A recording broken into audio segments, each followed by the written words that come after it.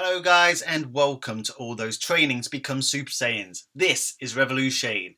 So on this video we are going to be discussing whether a Potara fused Kefla could defeat Merged Zamasu. Now whilst I do a lot of power scaling on this channel, I haven't actually done a verse battle for quite some time. Somebody did point that out to me in the comment sections. I do apologise for that and I assure you I will be doing more of them from now on. Now for anybody new to my channel, I don't base the winner of a verse battle purely on their power level. I take a lot of things into consideration. I generally have these 5 categories that are rolling on your screen right now. Whilst a power level obviously plays a big part in deciding the outcome, it isn't the only variable to take into account when deciding who is victorious. Throughout the Universal Survival arc, I honestly believe the writing team have been trying to drill that into us. We're seeing people with higher powers losing to people with lower powers through some sort of technique or ability. Ultra Instinct is technically an ability. Sure, it does come with more power, but if you can't get hit, you can't lose. Then we're starting to see abilities that are neutralizers or equalizers for a higher power level. So let's get started and start with the first category, power. The best way to look at this is to look at the Potara Fusion and its effects. Now there's been a raging debate on what the multiplier is for Potara Fusion for quite a while now.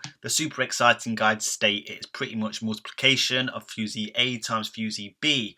A lot of people called that into question. However, going by Kefla's incredible power up, it highly suggests that Potara Fusion is an A times B multiplier. However, let's just look at what the super exciting guides say. It actually says on Potara that it is closer to multiplication, and for Vegito, A times B. Now the fact it says closer to multiplication is important to take into account. What this suggests is it's not quite the same for everybody. The Fusees, quite frankly, have to be compatible. In the fusions in the Buu saga between Kibido-kai and Shin, we literally saw hardly any power gainage at all, whereas with Vegito it was immense. The fusion between Kale and Caulifla should be very compatible. They are very close friends, they are both Saiyans, and despite evidence concerning Kibido-kai that Kais don't get a huge power increase upon fusing, Merged Zamasu was however able to trade blows with Vegito Blue, suggesting that minimal power increase didn't apply for Zamasu. So it's obvious that both of them have got a pretty decent increase from the Potara Fusion. Next we have to look at who they fought. Obviously Merged Zamasu fought Goku in the Future Trunks saga, and Kefla fought Goku in the Tournament of Power. The Tournament of Power Goku should be more powerful than Goku from the Future Trunks saga. And to add on top of that, Goku is able to amp up his Kaioken to times 20 and then go further with Ultra Instinct. On top of that Goku should be naturally more powerful even in his base than what he was in the Future Trunks saga. By how much, we can't really tell. But even if you're generous and you say he is 10 times stronger as a Super Saiyan Blue in the Tournament of Power than he was in the Future Trunks saga, then stack Kaioken on top of that again, and then give an increase for Ultra Instinct, whatever that may be, you're probably still only looking at the thousands of times stronger than the Super Saiyan Blue Goku we saw in the Future Trunks saga.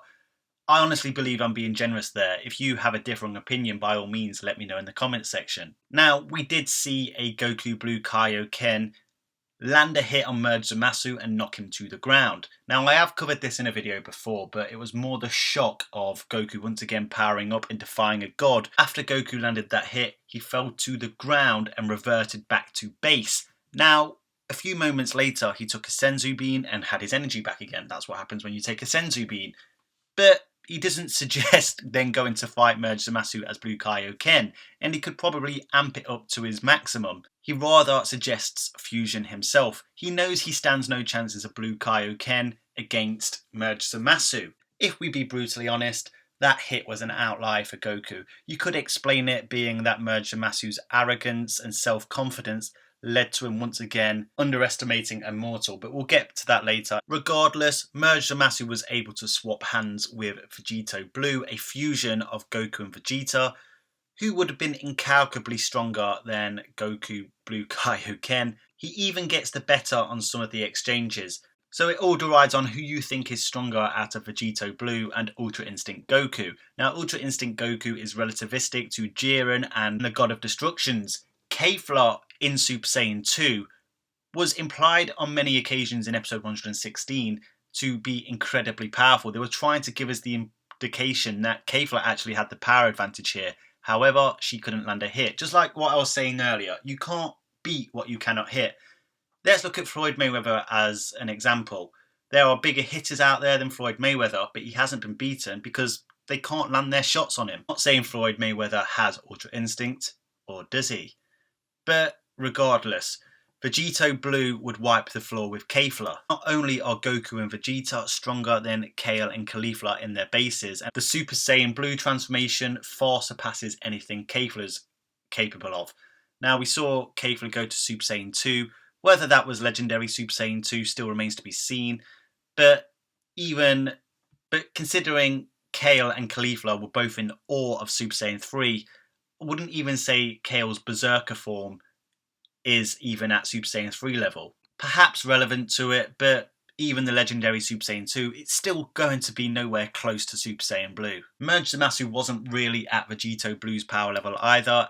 Had Vegito Blue not defused, he most likely would have beaten Merged Zamasu in the next few shots. Ultimately though, to finish the job quickly, Vegito felt that he had to use the Super Saiyan Blue transformation. Even then, he wasn't able to one-shot Merged Zamasu. He even hit him with a final Kamehameha, and that still didn't do the job. Merged Zamasu would probably be in the range of Super Saiyan God Vegito to Super Saiyan Blue Vegito, probably closer to the Super Saiyan God Vegito. You can even look at it this way. The fusees for Merged Zamasu, Future Zamasu, was probably at the power level of a Super Saiyan 1 post-Battle of Gods Goku.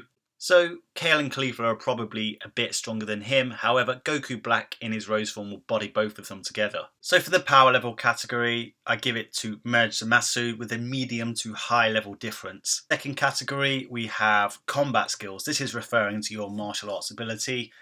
This one is really clear cut on who the winner is. Let's just go through them both. We have Kefla, the combination of Caulifla and Kale. Kale doesn't really come across as a fighter. She's more of a freak of nature that has an expounding amount of power. Caulifla obviously is a bit of a prodigy coming from a highly evolved Saiyan race. But even we stated that she's basically a brawler. And even though she did seem to be learning as she fought, Merged Zamasu is comprised of not just Goku's body, but Zamasu. And Zamasu was stated by Whis to be a martial arts genius, even recognised amongst the Kais as a martial arts genius. He was only originally a Kai, but he was promoted to being an apprentice Supreme Kai because of his martial arts prowess. Add to that the fact that Zamasu stole Goku's body, so he retained some of Goku's combat abilities with that body snatch. Goku and Zamasu are both more skilled in the martial arts than Kale and Caulifla. So once again, Merged Zamasu takes this category. Just a question for you guys. Do you believe Zamasu knew about Ultra Instinct? Do you ever believe he trained in Ultra Instinct? Could he have been partially Ultra Instinct? Let me know your thoughts on that in the comment section. The third category, intelligence. Kefla, you could almost blame Caulifla for Universe 6's erasure in episode 118. She went after Goku, one of the most powerful beings in the tournament. Sure, she had a good backup plan with the Potara Fusion, but was it really that smart of a choice? She could have just held off until later in the tournament and then revealed Potara Fusion, and Universe 6 would still have a chance. Despite Caulifla being a prodigy among the highly evolved Universe 6 Saiyan race and Kale being a freak of nature, neither of them have really been portrayed to be particularly intelligent, whereas Zamasu formulated the whole Zero Mortals plan. And let's face it guys, Zamasu was the real victor in the Future Trunks saga. His plan was the Zero Mortals plan. He succeeded. Sure, it was erased by Zeno, but that future timeline is now gone. By stealing Goku's body, allowed him to achieve a power which before was unattainable for Zamasu, at least in a short amount of time, and stealing the time ring allowed him to keep using the Super Dragon Balls over and over again and ultimately destroying them, stopping anything from being reversed. It was quite an intelligent plan by design. Zamasu also takes this category. Okay, on to the next category, special abilities and techniques. In terms of key attacks, they both use very similar key attacks. They both like to forge multiple dent ki attacks at once and send them at their opponent. Zamasu can also wield a deadly ki sword and should technically be able to use Goku's techniques. We've seen Goku Black use the Kamehameha and instant transmission. Kefla could blow away a universe in one shot, but by simple power scaling, so should Merged Zamasu. Goku Black also tore a hole in the dimensional wall and pulled out clones. Zamasu, of course, is also immortal. Now, for Zamasu, this is a good and a bad thing. The good thing is, obviously, he's immortal. His body will literally just keep regenerating over and over again. However, because of the imbalance between Goku Black and Zamasu inside this fusion, his body is slowly starting to deteriorate. As in the Future Trunks saga, the more big hits Zamasu took, and he took a lot of them. You got to give this guy credit. This guy took a beating, but the more hits he took, the more his body deteriorated. By the time Future Trunks got to him with his Genki sword, Merged Zamasu was pretty much on his last health point. But for this process to happen, it needs an opponent strong enough to keep landing hits on him. Kefla is definitely a strong enough opponent to cause damage and start causing the deterioration amongst Merged Zamasu's body, but landing the hits would be the problem. In the next category, I'm going to tell you why Kefla would land hits on Merged Zamasu. But when you put it all into perspective, Merged Zamasu completely outweighs Kefla's special abilities and techniques. So another category for him. The fifth and final category is mentality. This is where Zamasu starts to fall apart. Mentally, the guy is a complete and utter mess. He'd rather deliver a monologue about why gods are superior than actually kill you off. He will always give you a chance in this fight because he is self-obsessed. Before Goku and Vegeta fused into Vegito, Merged Zamasu was literally one-shotting Goku, Trunks and Vegeta nearly every single time.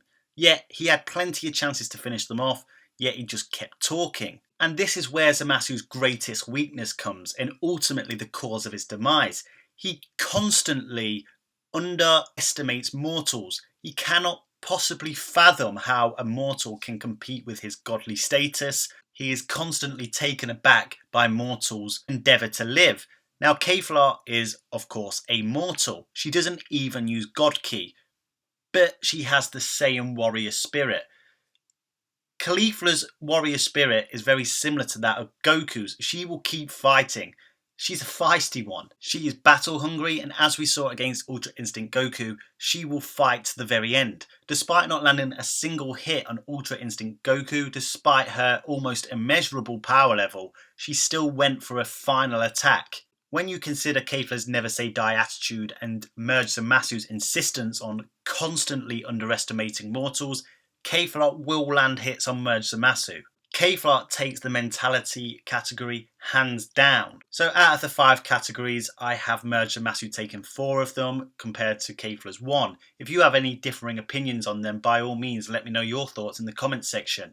However, for me, Merged Zamasu easily wins this fight. I do believe Kefla will put up a bit of a fight, but ultimately she doesn't quite have enough power to put Merged Zamasu out for the count. Zamasu is simply too strong, too skilled and too intelligent for Kefla. The more power she exerts, the closer she will get to the Potara Fusion defusing. Sure, Merged Zamasu's body does start to deteriorate after taking a certain amount of damage, but Kefla wouldn't be able to exert that much damage in a short amount of time. Okay, so guys, there you have it. Merged Zamasu wins this first battle. Will Kefla beat Merged Zamasu? For me, it's a no. Do you have a different take on this? Let me know in the comment section. If you like my videos, make sure you smash that like button with a massive Kamehameha. Do not forget to subscribe, and remember one very important final message. If you stay calm in any vexing situation, you will never become a Super Saiyan. If you love talking about Dragon Ball on a daily basis, I promise you this channel is for you. Make sure you subscribe to my channel to get all the latest content as soon as it's released.